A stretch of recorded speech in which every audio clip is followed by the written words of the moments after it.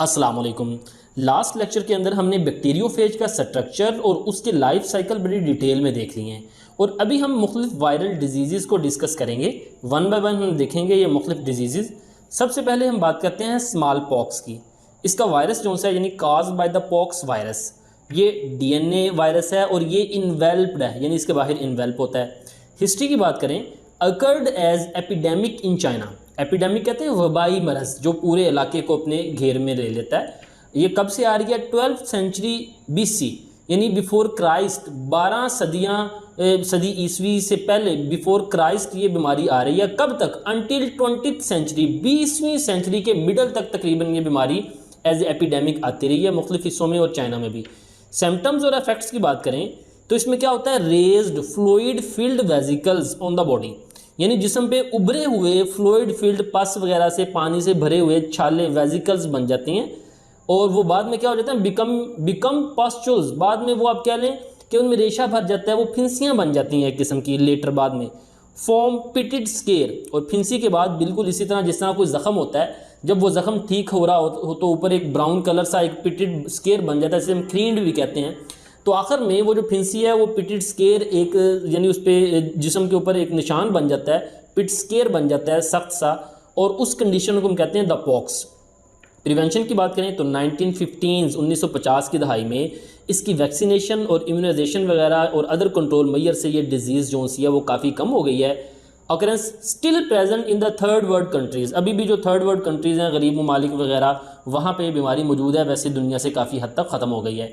हार्पीज़ simplex, इसका virus का नाम है हार्पीज़ वायरस और ये डीएनए वायरस है और ये भी इन्वेल्प्ड वायरस है। सिम्टम्स या इफेक्ट्स की बात करें, mostly occur in the mouth, on the lips, मुंह पे ख़ास तौर पर लिप्स पे बीमारी होती है। एट अदर स्किन साइट्स, या स्किन के मुख्तलिफ हिस्सों पे भी बीमारी हो सकती है। अब इसमें होता क्या है?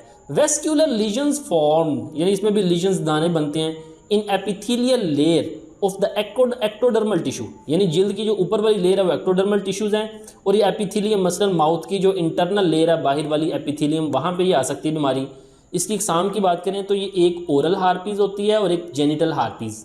ओरल जो सी है वो हार्पीज़ सिम्प्लेक्स टाइप 1 की वजह से है और जेनिटल टाइप 2 की वजह से होती है। ओरल हार्पीज़ में यानी माउथ वगैरह के अंदर ये लीजन्स बनते हैं और जबकि जेनिटल के अंदर मेल और फीमेल जेनिटेलिया जो सी हैं उसके अंदर पीनस और वजाइना वगैरह के अंदर जो सी वो सोरनेस हो सकती है, लीजन्स बन सकते हैं। इन्फ्लुएंज़ा, ये फ्लू काज करता है, नज़ला वगैरह, ये इन्फ्लुएंज़ा वायरस की वजह से होता है और ये RNA वायरस है और ये इन्वेल्प्ड है, इसके बाहर इन्वेल्प होता है। ये एपिडेमिक डिजीज यानी कॉमन इन मैन, इंसान के अंदर ज़्यादा है। अकर्स इन एपिडेमिक फॉर्म, यानी ये भी एपिडेमिक फॉर्म के अंदर आती है, एक से दूसरे को ये हो सकती है। फिर measles and mumps, mumps measles कहते हैं खसरे को और मम्स कहते हैं कनपेड़े, या अपने गर्दन से ऊपर जो से माउथ मुंह जो सा साइड से वो आपने सूजा हुआ देखा होगा, जबकि मीज़ल्स खसरा होता है जिसम पूरे पे दाने निकलते हैं। अब इनका जो वायरस है ना वो है पैरामेक्सो वायरस।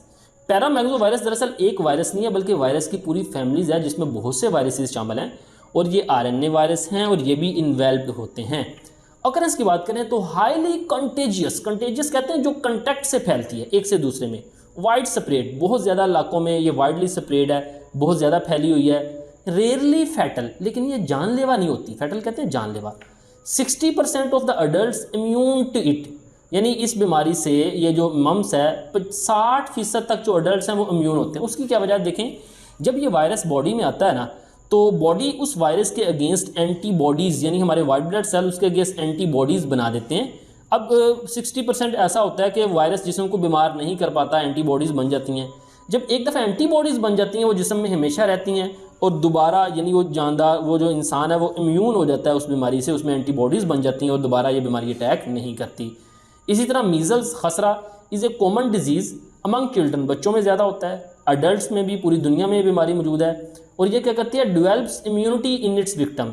आपने सुना होगा कि खसरा ज़िंदगी में एक दफ़ा होता है। उसकी वजह यह है कि जब वायरस एक दफ़ा अटैक करता है तो उस वायरस के against white blood cell antibodies बना देते हैं, इम्यूनिटी बना देते हैं, जो कि सारी ज़िंदगी रहती है। तो एक दफ़ा के बाद दोबारा कभी भी वो वायरस आए तो उसके अगेंस्ट पहले से ही वाइट ब्लड सेल मौजूद होते हैं जो कि उस वायरस को पहले से ही एंटीबॉडीज़ मौजूद होती हैं जो वायरस को डिस्ट्रॉय कर देती हैं। लेकिन अब तो इसकी वैक्सीनेशन होती है बचपन से, तो ये ज़िंदगी में एक दफ़ा भी नहीं होता। पोलियो वायरस, इस वायरस का नाम है जी पोलियो वायरस, बीमारी का नाम है पोलियोमिलाइटिस। ये आरएनए वायरस है और ये नॉन इन्वेल्प्ड है। फिर कंटेन आरएनए इन स्फीरिकल कैप्सिड, यानी इसका कैप्सिड गोल होता है, उसमें आरएनए। अकरेंस की बात करें, present all over the world, पूरी दुनिया में बीमारी है। Occurs mostly in the children, बच्चों में ज़्यादा होती है। और ये जो पोलियो वायरस है is the smallest known virus.